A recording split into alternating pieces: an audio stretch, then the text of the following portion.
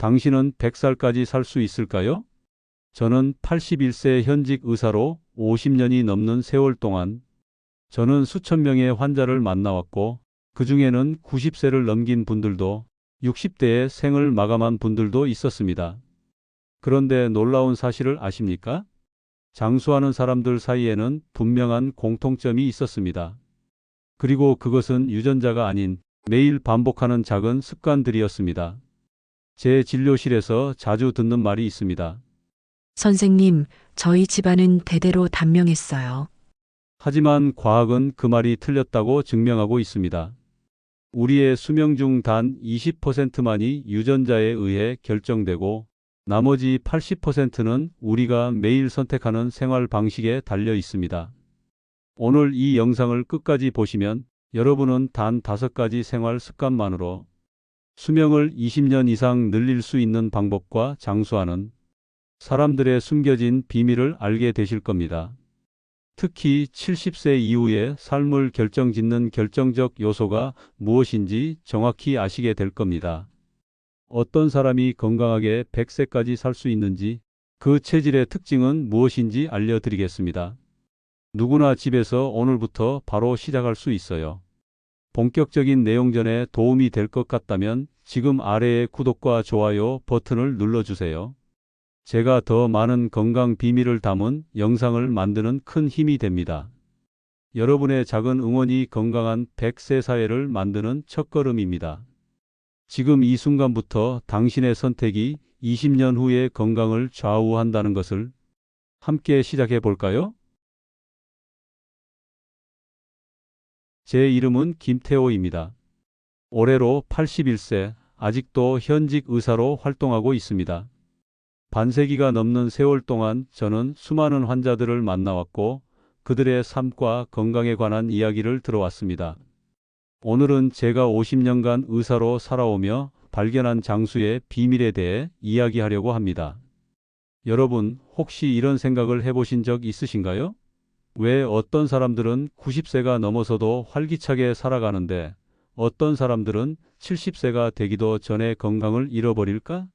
이것이 바로 제가 평생 탐구해온 질문입니다.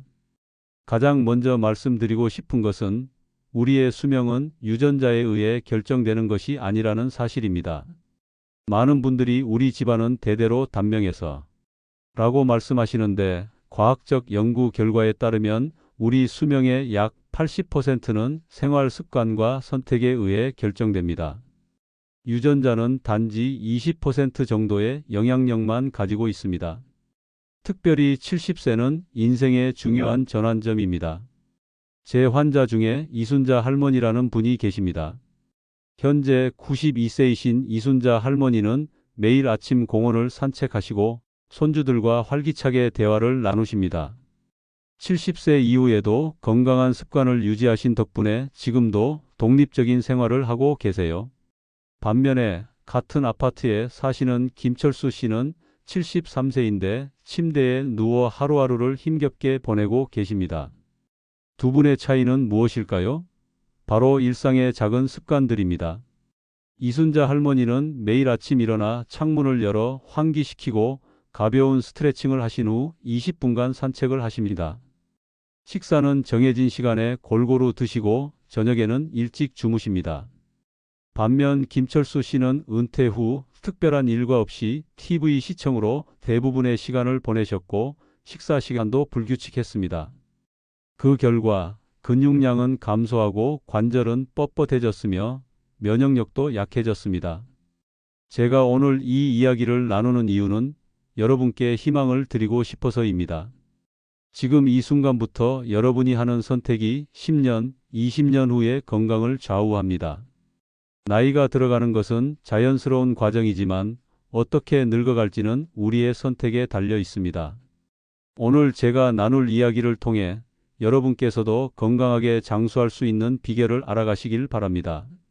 여러분이 영상을 잠시 멈추려고 하셨다면 참고 끝까지 보세요. 가장 중요한 정보들이 아직 남아 있습니다. 내용을 모두 알아야만 건강한 노후를 보내실 수 있습니다. 다시 만나 뵙게 되어 반갑습니다. 방금 전에는 수명이 유전자보다는 생활 습관에 의해 더 많이 결정된다는 이야기를 나눴는데요. 이제는 장수하는 사람들의 또 다른 특징에 대해 말씀드리겠습니다. 바로 치아 건강입니다. 여러분, 치아가 건강한 사람이 오래 산다는 사실 알고 계셨나요? 저는 오랜 의료 경험을 통해 치아 건강이 전신 건강의 바로미터라는 사실을 발견했습니다. 실제로 최근 연구에 따르면 자연 치아를 20개 이상 보존하고 있는 80대 노인은 그렇지 않은 노인보다 평균 수명이 5년 더 길다고 합니다. 제 오랜 환자 중 한 분인 김용호 할아버지는 현재 87세인데 아직도 자연 치아를 대부분 보존하고 계십니다. 이 할아버지의 비결이 뭔지 아세요? 매일 아침 사과 한 개로 하루를 시작하는 것입니다. 40년 넘게 이 습관을 지켜오셨는데 사과를 씹는 행위가 자연스럽게 치아 건강을 유지하는 데 도움이 되었다고 합니다. 또한 김용호 할아버지는 식사 후 30분 이내에 반드시 양치질을 하시고 1년에 2번 정기적으로 치과 검진을 받으십니다. 치아 건강을 위한 이러한 작은 습관들이 결국 전체적인 건강으로 이어진 것이죠. 반면에 제가 10년 전에 만났던 박순자 할머니는 치아 관리에 소홀하셔서 70대 초반에 자연 치아 대부분을 잃으셨습니다. 그 결과 딱딱한 음식은 먹기 어려워져 부드러운 음식만 섭취하게 되었고 이로 인해 영양 불균형이 생겼습니다. 특히 신선한 과일과 채소를 충분히 섭취하지 못하면서 면역력이 약해졌고 결국 여러 질환으로 고생하게 되셨죠. 치아 건강이 왜 전체 건강과 연결되는 걸까요? 첫째, 치아가 건강해야 다양한 음식을 골고루 섭취할 수 있습니다. 둘째, 구강 내 염증은 심장 질환이나 당뇨와 같은 만성 질환의 위험을 높입니다. 셋째, 웃을 때 자신감 있게 미소 지을 수 있다는 것은 정신 건강과 사회적 관계에도 긍정적인 영향을 미치게 됩니다. 제가 환자들에게 항상 드리는 조언이 있습니다. 치아는 일생에 딱 2번만 받습니다. 유치와 영구치, 그 이후에는 없습니다. 그만큼 소중히 관리해야 한다는 뜻이죠. 여러분도 지금부터라도 치아 건강에 좀 더 신경 써보시는 건 어떨까요? 간단한 치아 관리법을 알려드릴게요. 하루에 최소 2번 이상 양치질하기, 치실 사용하기, 6개월마다 정기검진 받기, 설탕이 많은 음식 피하기, 그리고 하루에 한 번은 꼭 씹는 운동을 하는 것이 중요합니다. 사과나 당근 같은 단단한 채소를 씹어보세요. 이것만으로도 치아 건강에 큰 도움이 됩니다. 치아는 우리 몸의 작은 부분 같지만 건강한 노후를 위한 중요한 열쇠입니다. 여러분 정말 중요한 내용이 계속됩니다. 끝까지 함께 해주세요. 지금 말씀드린 내용만 실천해도 노후에 건강할 수 있지만 남은 비밀들은 더욱 놀라운 효과가 있습니다. 다시 함께하게 되어 기쁩니다. 이번에는 장수의 또 다른 중요한 열쇠, 뇌 건강과 기억력에 대해 이야기 나누려고 합니다. 제가 50년간 의사 생활을 하면서 발견한 사실은 뇌가 활발하게 활동하는 사람일수록 더 오래 건강하게 산다는 것입니다. 뇌는 근육과 같습니다. 사용하면 할수록 더 강해지고 사용하지 않으면 약해집니다. 오래전 하버드 의대에서 진행한 연구에 따르면 지적 활동을 꾸준히 하는 노인들은 치매 발병률이 2.5배 낮다고 합니다. 놀라운 수치죠? 제 환자 중에 정미란 선생님이라는 분이 계십니다. 올해 86세인 정 선생님은 30년 넘게 한글 교사로 일하셨는데 은퇴 후에도 지역 복지관에서 문해력 교육 봉사를 하고 계세요. 매일 저녁 일기를 쓰는 습관도 가지고 계신데 처음 만났을 때부터 지금까지 10년이 넘는 시간이 흘렀지만 그분의 기억력은 여전히 놀랍도록 선명합니다. 정 선생님은 이름과 얼굴을 한번 본 사람도 잊지 않으시고 복잡한 약속 일정도 달력 없이 모두 기억하십니다. 정 선생님께 비결을 여쭤보니 새로운 것을 배우는 것을 멈추지 않는 것이라고 하셨어요. 70대의 컴퓨터를 80대의 스마트폰 사용법을 배우셨고 지금은 영어 공부를 시작하셨다고 합니다. 반면에 저의 또 다른 환자인 박영수 씨는 65세에 은퇴하신 후 특별한 지적 활동 없이 TV 시청으로만 시간을 보내셨습니다. 불과 5년 만에 기억력이 현저히 떨어져서 장 보러 갔다가 집에 오는 길을 잊어버리는 일이 생겼습니다. 지금은 75세인데 간단한 계산도 어려워하시고 옛날 이야기만 반복하시는 모습을 보면 안타까운 마음이 듭니다. 뇌를 활발하게 유지하는 방법은 무엇일까요? 첫째, 새로운 것을 배우는 습관이 중요합니다. 새로운 언어, 악기, 취미 활동 등 뭐든지 좋습니다. 둘째, 규칙적인 독서는 뇌의 최고의 영양제입니다. 셋째, 퍼즐이나 숫자 게임 같은 두뇌 활동도 도움이 됩니다. 넷째, 사회적 관계를 유지하는 것도 매우 중요합니다. 대화와 소통은 뇌를 자극하는 최고의 방법입니다. 제가 환자들에게 자주 권하는 것이 있는데 바로 하루에 한 가지 새로운 것을 배우세요 라는 것입니다. 새로운 단어, 새로운 요리법, 새로운 경로로 산책하기. 이런 작은 변화들이 뇌에 새로운 자극을 줍니다. 또한 뇌 건강을 위해서는 충분한 수면도 필수적입니다. 수면 중에 뇌는 낮 동안 쌓인 독소를 제거하고 기억을 정리합니다. 7-8시간의 양질의 수면을 통해 뇌를 휴식시키는 것이 중요합니다. 저는 개인적으로 매일 아침 20분간 명상을 하고 저녁에는 하루 동안 있었던 일을 일기로 기록합니다. 이런 습관이 제 나이에도 의사로서 활동할 수 있는 정신적 건강을 유지하는 데 큰 도움이 되었다고 생각합니다. 우리 뇌는 놀라운 가소성을 가지고 있습니다. 100세가 넘어서도 새로운 연결망을 만들고 배울 수 있는 능력이 있죠. 중요한 것은 포기하지 않고 계속해서 뇌에 자극을 주는 것입니다. 여러분 이제 절반 정도 왔습니다. 끝까지 시청해 주세요. 앞으로 나올 내용들이 여러분의 건강에 매우 중요합니다. 잠시 쉬었다가 계속 보셔도 좋습니다. 다시 찾아뵙게 되어 반갑습니다. 이번에는 다소 민감할 수 있지만 건강한 장수를 위해 매우 중요한 주제에 대해 이야기하려고 합니다. 바로 배변과 배뇨의 건강입니다. 많은 분들이 이 주제에 대해 이야기하기를 꺼리시지만 제 50년 임상 경험에 따르면 규칙적인 배변과 건강한 배뇨 기능은 장수의 핵심 요소 중 하나입니다. 서울대학교 의과대학에서 진행한 연구에 따르면 규칙적인 배변 습관을 가진 노인들은 면역력이 더 강하고 장 건강이 좋아 염증성 질환의 발병률이 현저히 낮다고 합니다. 실제로 우리 몸의 70% 이상의 면역 세포가 장에 위치하고 있다는 사실 알고 계셨나요? 제 환자 중에 이정숙 할머니라는 분이 계십니다. 올해 93세이신 이 할머니는 70년 넘게 아침 기상 후 따뜻한 물 한 잔을 마시는 습관을 유지해 오셨습니다. 그리고 30분 후에는 어김없이 화장실에 가셔서 규칙적인 배변을 하신다고 해요. 이 할머니는 특별한 질병 없이 건강하게 지내고 계시는데 가장 큰 비결이 바로 규칙적인 배변과 배뇨 습관이라고 말씀하십니다. 이정숙 할머니는 식이섬유가 풍부한 음식을 즐겨 드시고 하루에 최소 1.5리터의 물을 마시며 매일 아침 가벼운 산책을 하십니다.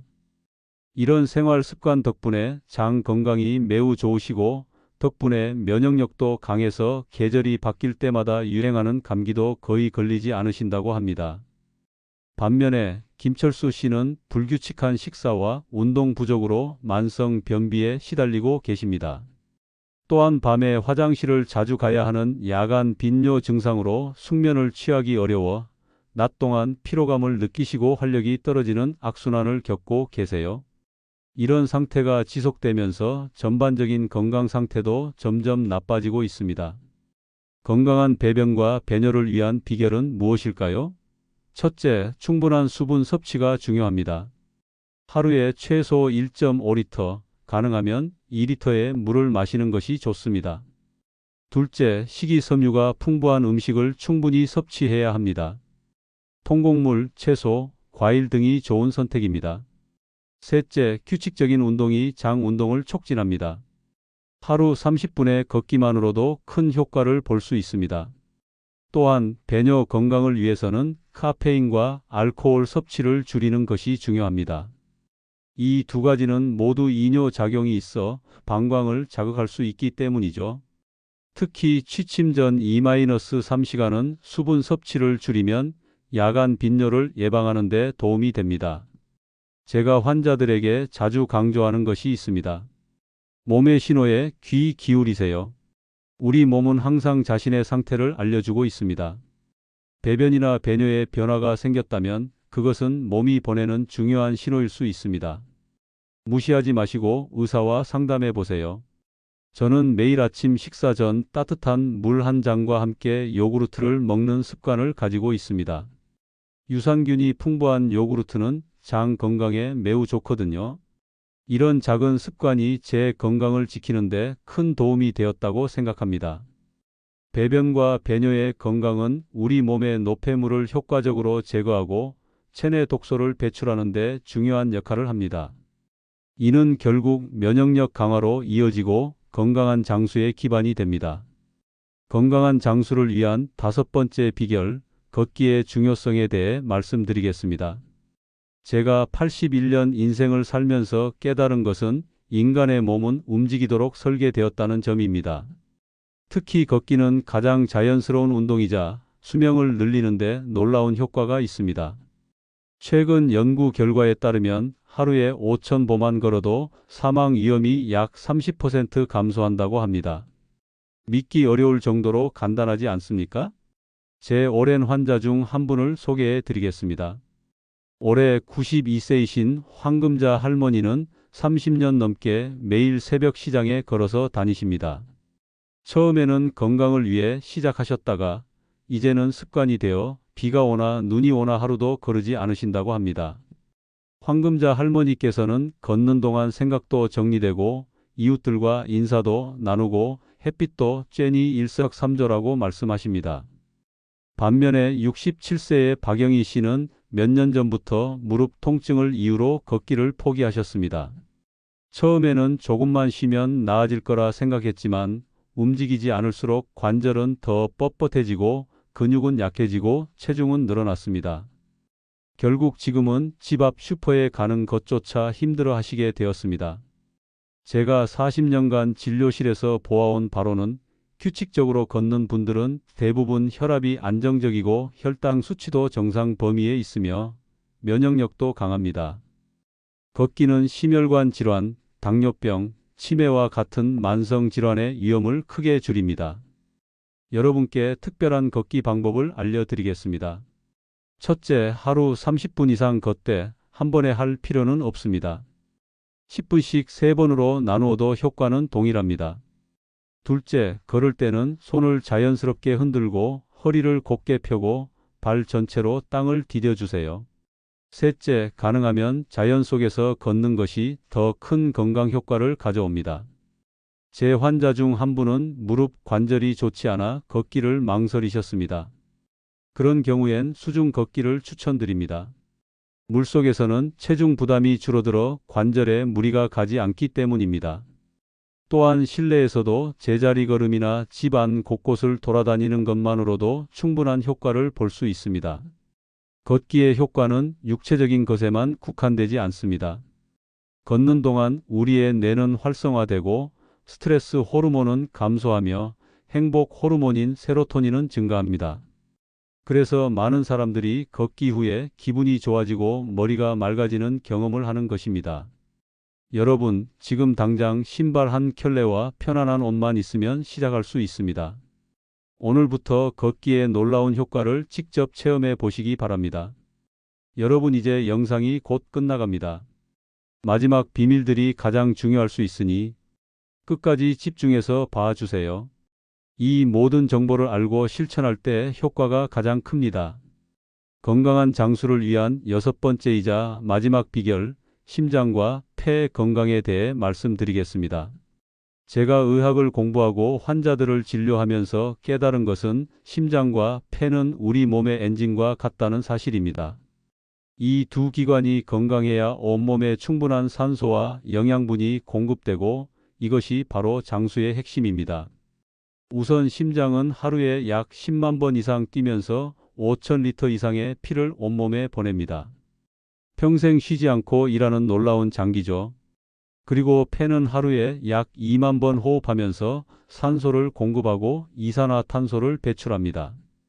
이 두 기관이 조화롭게 작동할 때 우리의 몸은 최상의 상태를 유지할 수 있습니다. 제 오랜 환자 중 한 분을 소개해 드리겠습니다. 올해 89세이신 장수자 할아버지는 40년 넘게 매일 아침 공원에서 태극권을 하십니다. 천천히 깊게 숨을 들이마시고 내쉬는 태극권 호흡법 덕분에 심폐 기능이 또래보다 훨씬 건강하십니다. 장수자 할아버지는 깊은 호흡은 내 몸의 모든 세포에 생명력을 불어넣는 것이라고 말씀하십니다. 반면에 62세의 이영수 씨는 계단 몇 개만 올라가도 숨이 차고 가슴이 답답해 일상생활에 불편함을 느끼십니다. 오랜 흡연과 앉아서 일하는 생활 습관으로 심폐 기능이 약화된 것입니다. 그리고 자주 한숨을 쉬는 습관은 오히려 호흡을 얕게 만들어 산소 공급을 줄이고 스트레스를 증가시킵니다. 심장과 폐 건강을 위해 제가 환자들에게 늘 권하는 간단한 방법이 있습니다. 첫째, 하루에 3번 이상 478 호흡법을 실천하세요. 코로 4초간 숨을 들이마시고 7초간 숨을 참고 입으로 8초간 천천히 내쉬는 방법입니다. 이 간단한 방법만으로도 심박수가 안정되고 혈압이 조절됩니다.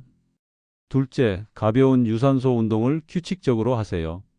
걷기, 수영, 자전거 타기 등은 심폐 기능을 크게 향상시킵니다. 셋째, 푸른 채소와 과일, 생선을 충분히 섭취하세요. 이러한 식품에 포함된 항산화 물질은 심혈관 건강에 매우 중요합니다. 오늘까지 건강한 장수를 위한 6가지 비결을 모두 알려드렸습니다. 수명의 결정 요인, 치아 건강, 뇌 건강과 기억력, 배변과 배뇨, 걷기, 그리고 심장과 폐 건강까지. 이 모든 것들은 복잡한 의학 지식이 아닌 우리의 일상에서 실천할 수 있는 간단한 습관들입니다. 여러분, 건강한 장수의 비결은 거창한 것이 아닙니다. 작은 습관의 꾸준한 실천이 100년을 살게 하는 비결입니다. 지금까지 시청해 주셔서 감사합니다. 구독과 좋아요, 알림 설정은 무료입니다. 여러분의 건강 습관이나 궁금한 점이 있으시면 댓글로 남겨주세요. 다음 시간에 더 유익한 정보로 찾아뵙겠습니다. 감사합니다.